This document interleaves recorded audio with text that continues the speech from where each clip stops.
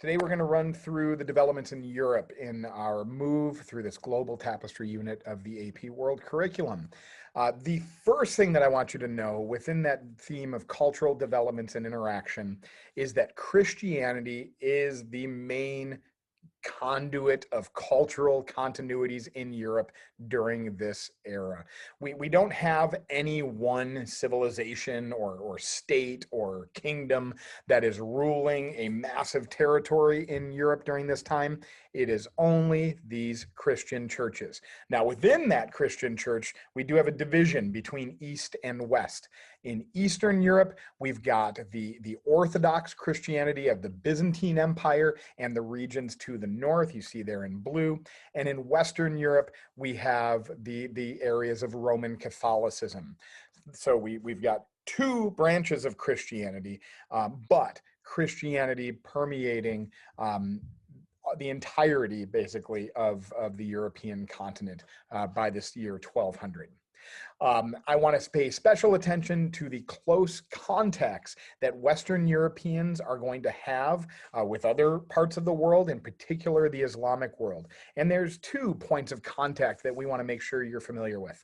First, Western Europeans and Muslims in the Middle East are going to come in contact with each other through a series of conflicts known as the Crusades.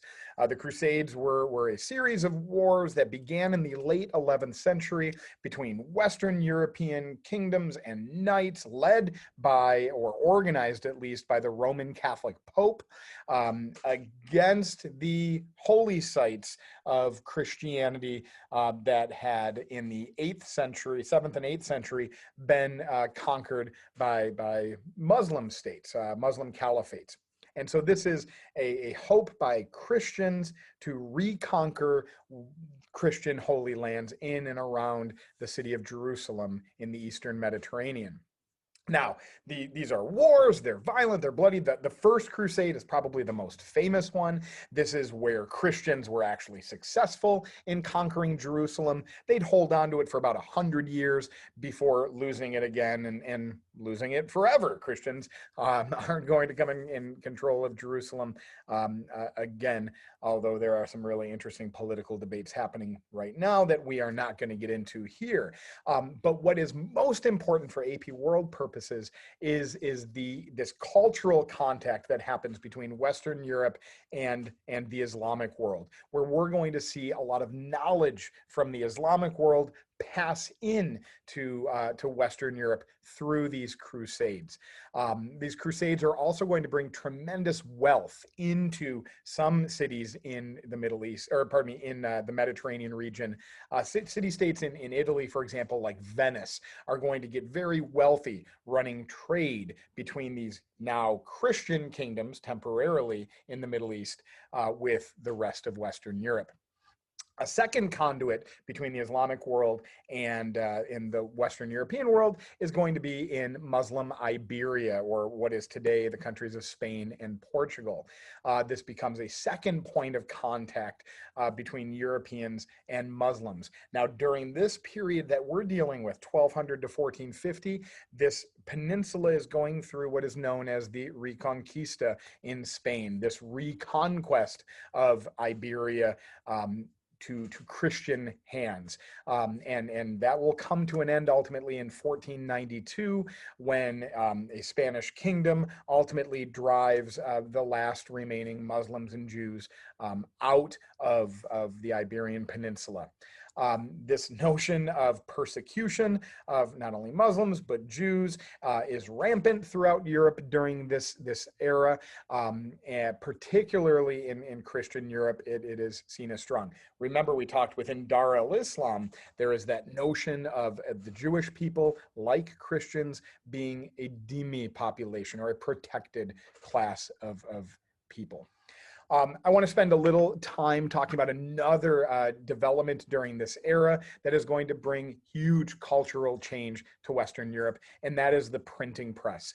First developed in Western Europe in Germany, or in what is today Germany, by Johannes Gutenberg. And this is over time going to contribute to an increase in literacy and an increase in the ability to spread ideas and knowledge, which is going to have huge implications in the next period of European history that we will talk about.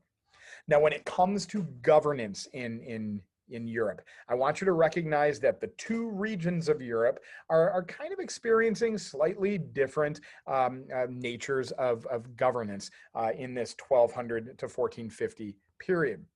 Now, Eastern Europe, remember that Eastern Europe, since the fall of the Roman Empire, was the continuation of the Roman Empire. Historians call it the Byzantine Empire. And that was more of a large, centralized, traditional state, as we might see in other parts of the world, ruled by a bureaucratic, an empire with a bureaucratic state. But by the time we get to the 1200s and certainly to the 1400s, the Byzantine Empire is in rapid decline, particularly being pushed by the Ottoman Empire as the Ottoman Empire grows and will ultimately topple the city of Constantinople in 1453. Western Europe was always more decentralized following the fall of Rome and based more on a feudal system of government. Now, this is hugely important. We talked about it briefly a few videos ago when we talked about Japan, but I want you to recognize this idea of feudalism lives in this world where you either have a strong centralized government or a system of landlords controlling local regions. Both of these things cannot exist at the same time. So whenever we have a strong centralized government, we are going to have very weak landlords. Whenever we have strong landlords, it's because there is no strong central government. So Western Europe was this place where it lacked, after the fall of Rome, it lacked a strong government system that ruled a vast area.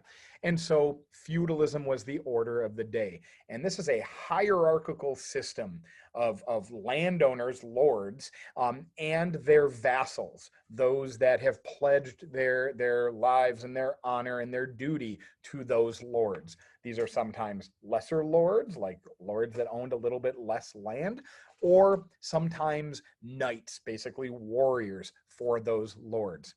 And then there are also peasant serfs who are also entering into a political relationship to gain protection from a lord in return for their labor, that they will work for the lord, which is also this economic system known as manorialism, this trade-off, protection in order to in return for working land of a lord.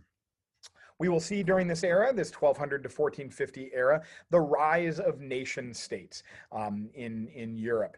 And while most of Western Europe was decentralized, we do start to see the beginnings of some more centralized kingdoms that begin to exist. Now, really in Western Europe, all a king is a really powerful lord that has many other lords that are paying homage to him, that have become vassals to the king, essentially. So a king is just a really powerful lord. We are going to have this debate that is going to exist from the 13th century, the 1200s, all the way really until today, is who should have the most power, a central ruler, a central king, or more of the people. In England in the year 1215, this came to a head when British nobles, English nobles, shouldn't say British at this point, English nobles forced the king to sign a document known as the Magna Carta, which would grant more rights to the nobles and other urban elites.